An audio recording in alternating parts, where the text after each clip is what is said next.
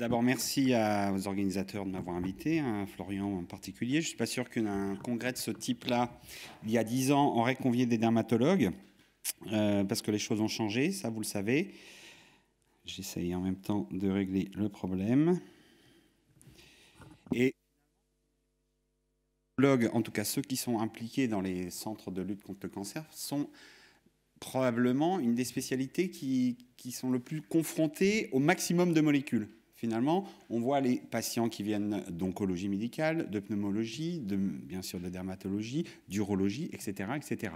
Et donc ces dermatologues, dont moi, ont dû progressivement intégrer, je dirais, ces nouvelles molécules qui au départ étaient sans doute comme spécialité la moins destinée à gérer ces patients et surtout à intégrer ces différentes voies de signalisation avec, encore une fois, un panachage extrêmement large qui fait que ce soir, naturellement, je ne vous présenterai pas les toxicités dermatologiques des traitements innovants, mais plutôt quelques idées pour vous aider dans la prise en charge et je dirais peut-être quelques points philosophiques.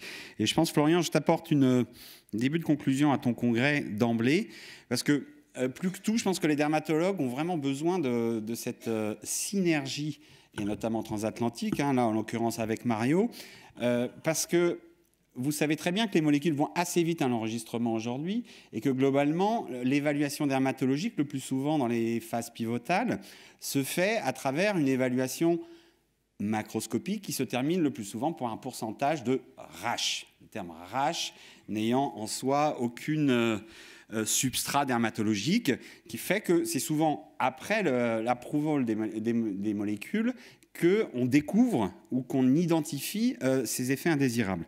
Je vous prends l'exemple justement du travail qui avait été fait avec le Mémorial lorsque nous avons travaillé ensemble, du Kadcyla que vous connaissez maintenant, qui est FDA et EMA approved depuis peu et qui a été enregistré, je dirais, sans du tout mettre en évidence une toxicité qui, sur mon expérience, qui est sur celle du Mémorial, est finalement non pas un effet indésirable, mais un effet attendu. C'est-à-dire que 80% au moins des femmes traitées par Kadcyla développent cet effet indésirable ou cet effet attendu. Et pour l'instant, ce n'est pas dans le Vidal, ce n'est pas dans la molécule. Pourtant, c'est extrêmement fréquent.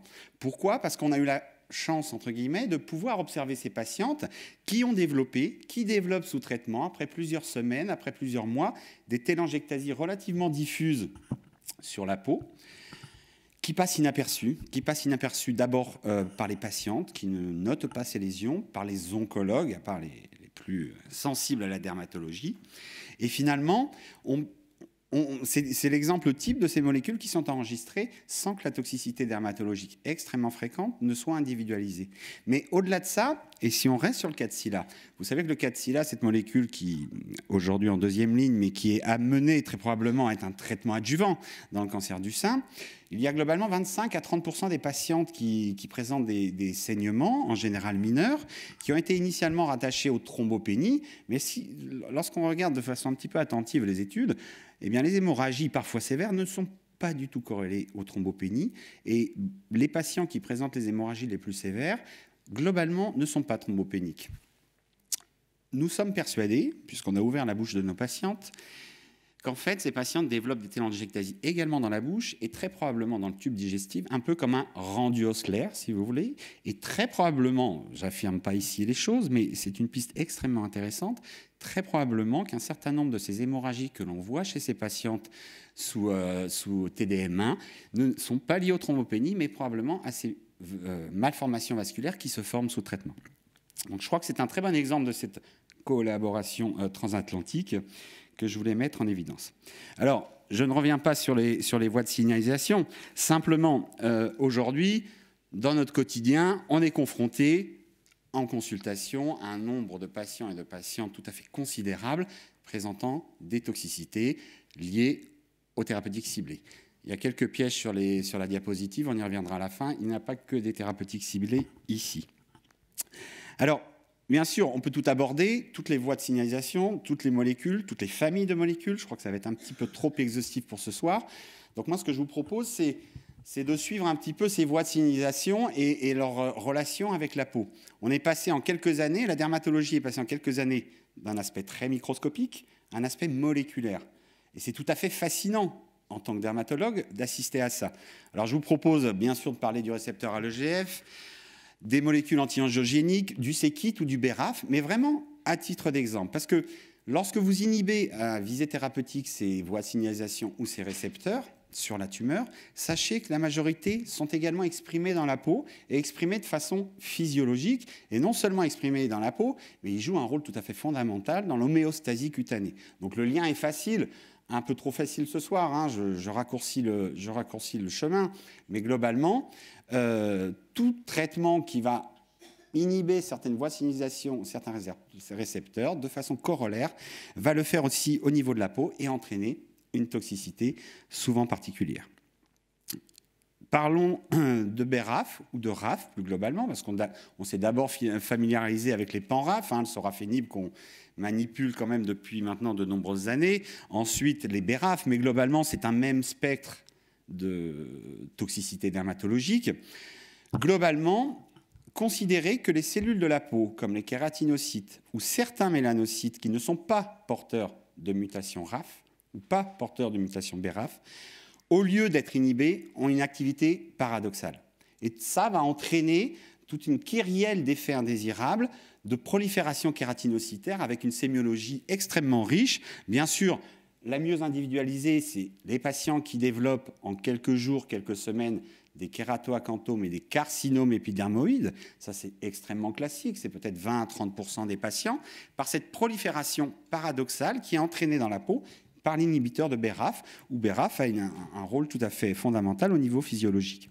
Alors, quand on s'intéresse aux patients de plus près, vous allez voir tout un spectre d'hyperkératose induite par cette prolifération paradoxale sur les kératinocytes. Je vous ai mis ici en évidence quelques papillomes bénins. Ce n'est pas toujours facile de faire la différence avec un véritable carcinome épidermoïde, très classique.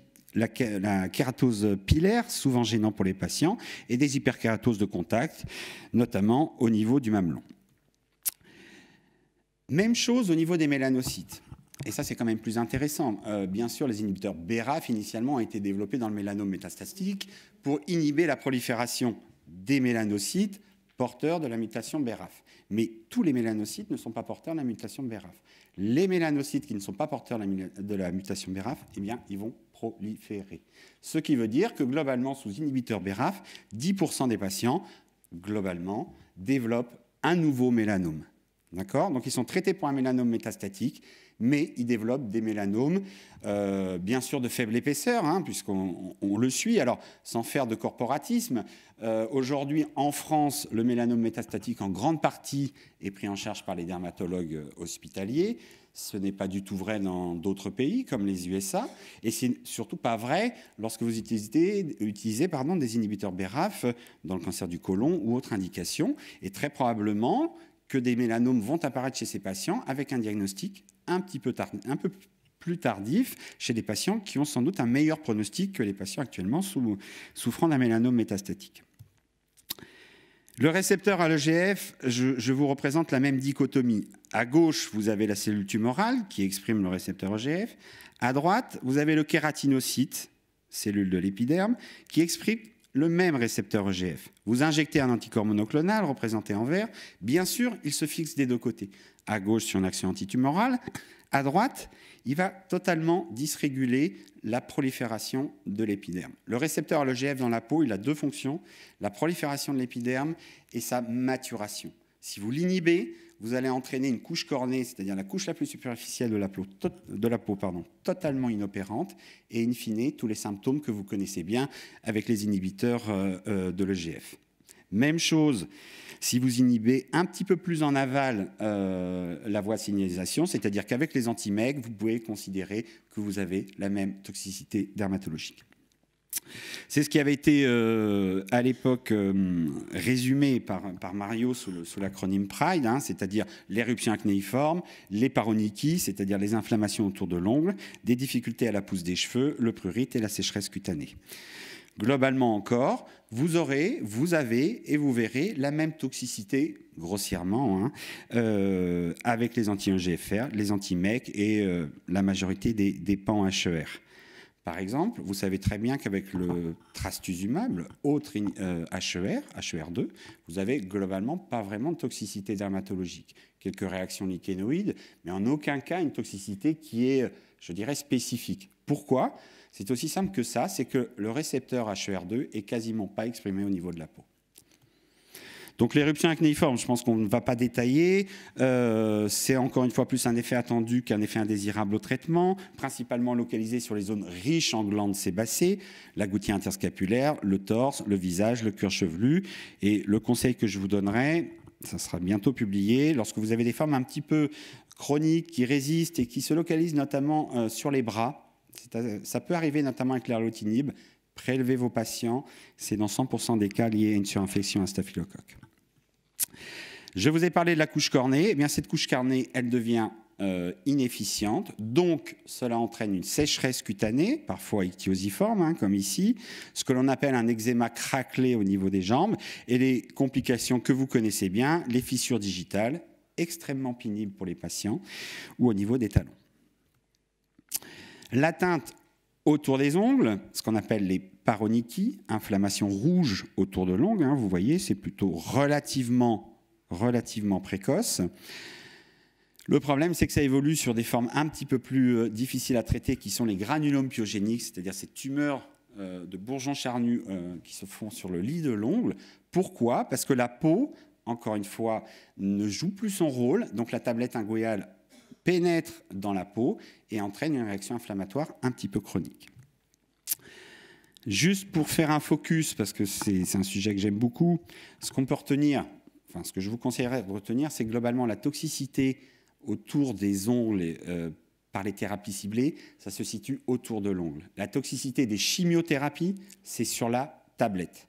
C'est encore une fois un raccourci, mais je crois que ça peut vous aider. Si vous regardez bien vos patients avec quasiment tous les cytotoxiques, c'est dans 80%, vos patients et vos patientes présentent des modifications inguéales sous chimiothérapie, parfois spectaculaires, et vous les connaissez bien, type onicolis ou taxane, mais globalement, avec tout cytotoxique, vous allez avoir des formes de modifications inguéales qui passent souvent inaperçues, mais pas pour la patiente, et qui peuvent avoir un certain burden.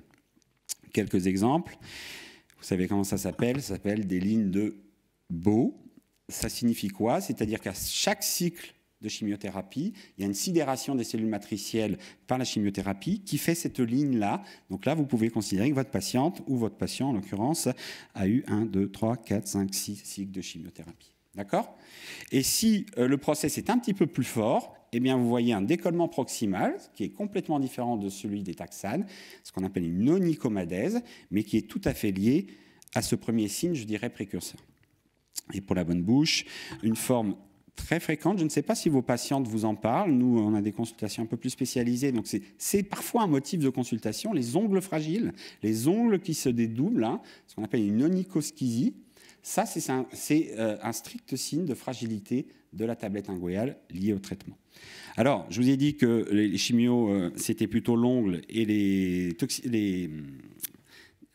thérapies ciblées, c'était plutôt autour de l'ongle.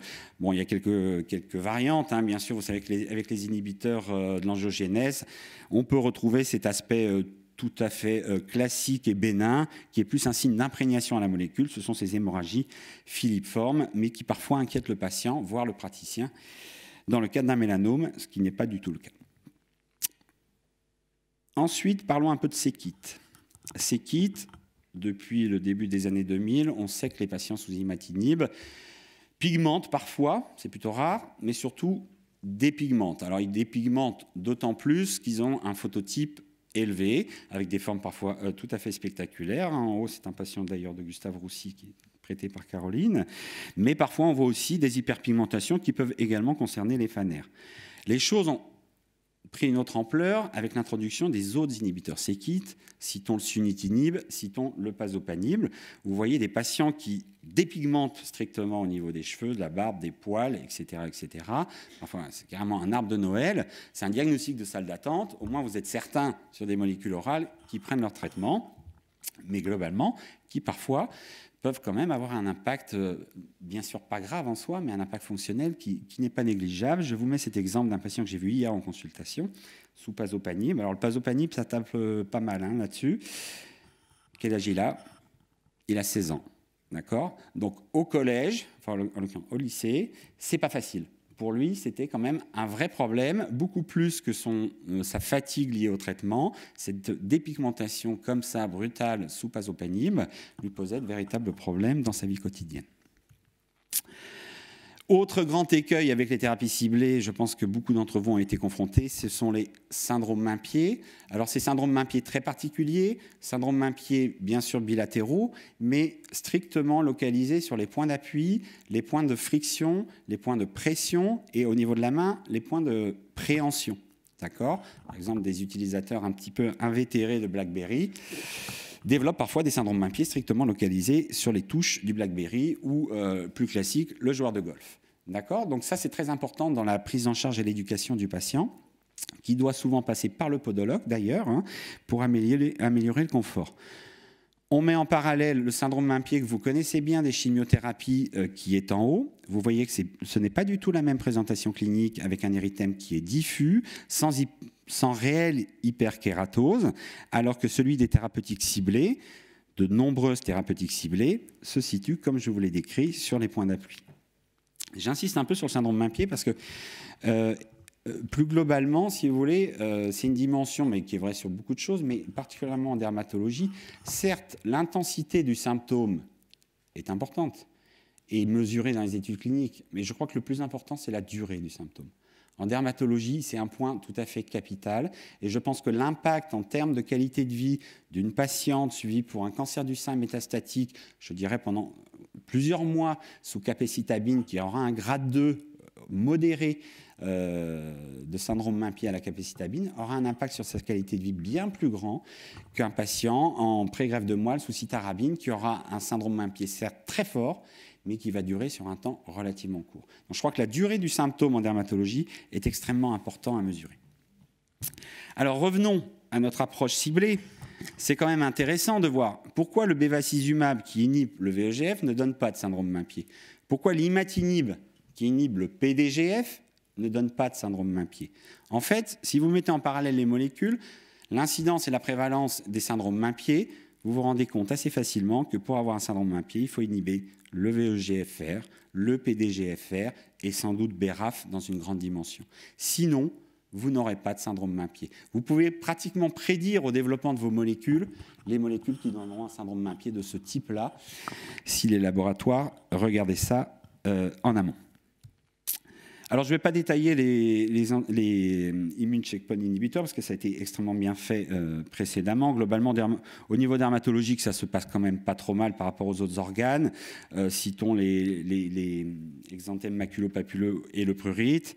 Bien sûr, les dépigmentations liées à l'interaction avec les lymphocytes, aussi bien avec l'ipilimumab, assez classique, notamment autour des métastases de mélanome, et puis également avec les PD-1 ou PD-L1. Pensez à ouvrir la bouche de vos patients. C'est ça qu'on ne le fait pas toujours, sauf quand il vous le dit qu'il a vraiment très mal. Vous verrez que la toxicité dans la bouche est quand même assez différente de celle de la chimiothérapie. Vous êtes plutôt sur des lésions, je dirais, aftoïdes, plutôt que les décollements un peu plus larges qu'on voit sous chimiothérapie avec l'atteinte de la muqueuse non kératinisée avec la chimio ou la muqueuse kératinisée avec la radiothérapie. L'aspect clinique n'est pas le même. Mais l'impact fonctionnel peut être pratiquement comparable. D'autres choses sont intéressantes. Nous, dermatologues, on s'est rendu compte, avec notamment les premières descriptions de Mario avec le bevacizumab, que les patients sous anti-angiogéniques, bevacizumab, développaient des langues géographiques, ce qu'on appelle des langues géographiques. Donc ça, en général, le patient montre ça dans un centre anticancéreux. À 99%, il sera sous Fingizone. Mais il n'en a pas besoin. C'est juste une variation physiologique. Mais le fait d'inhiber VEGF ou son récepteur et induire ça, ça ouvre des pistes pour nous, dermatologues, sur la langue géographique en général, qui tout de même touche plus de 3% de la population générale. Et puis, pareil, vos patients, encore une fois, ouvrez leur la bouche. Ça, c'est de descriptions plus récentes par le docteur Vigarios. Les patients sous inhibiteurs BRAF développent également des hyperkératoses dans la bouche, comme sur la peau, comme je vous ai montré au départ. Et nous avons également 2 cas de carcinome épidermoïde développés dans la bouche, qui passent souvent inaperçus, en tout cas de diagnostic plus tardif. Donc je crois que c'est vraiment un réflexe d'ouvrir la bouche des patients. Je pense que j'ai bien insisté. Pour finir, on revient aux photos du départ. Alors ça, c'est plutôt thérapie ciblée ou chimiothérapie? Ciblée, c'est autour de l'ongle. Ça, c'est un kératoacanthome. Hein. Ciblé, plutôt inhibition de la voie RAF. Target, ça c'est la dépigmentation de Sekit, excusez-moi. Ça, classique, pigmentation flagellée à la bléomycine. Les alopécies complètes, en général, ne concernent pas les thérapies ciblées. Le syndrome main-pied, celui-ci est tout à fait caractéristique du syndrome main-pied des thérapies ciblées. La radiothérapie, je n'en parle pas. La mucite, ça c'est thérapie ciblée ou chimio? Chimio. Et sans doute radio. Et ça, c'est quoi? Parce que on parle beaucoup de thérapie ciblée, etc. Mais quand on se balade et qu'on fait la CV ou on passe en hôpital de jour dans les centres oncologiques, on est quand même surpris, disons que la toxicité des thérapies ciblées, finalement, les oncologues se l'appréhendent assez bien. Mais les vieilles chimiothérapies, finalement, la toxicité dermatologique des vieilles chimiothérapies, elle n'est pas claire. Les thérapeutes ne sont pas à l'aise avec. Alors que globalement, avec quelques clés, alors je dois faire les thérapies innovantes, je reviens à la chimiothérapie. Parce que je crois que c'est encore plus important, parce qu'il y a encore beaucoup plus de patients traités par chimiothérapie. Et je crois que le concept d'érythème toxique à la chimiothérapie, qui est relativement nouveau, mais c'est quelque chose que vous devez intégrer parce que ça vous aidera au quotidien. Il y a tout dedans. L'érythème, c'est rouge. Toxique, ça veut dire que ce n'est pas immunoallergique. Et vous avez la représentation. Vous verrez, si vous regardez vos patientes sous taxane, par exemple, sous KLX, sous capecitabine parfois, elles ont ces lésions qui sont bilatérales, en général inguinales, axillaires, parfois sur les fesses, parfois au niveau des genoux, mais en gros, c'est sur les zones de contact. Parce que c'est là où la chimiothérapie est sécrétée au niveau de la peau. Et vous pouvez y intégrer, par exemple, des syndromes un peu plus rares, comme l'ARAC ears avec la citarabine, et surtout le syndrome main-pied. Tout ça, c'est le même spectre.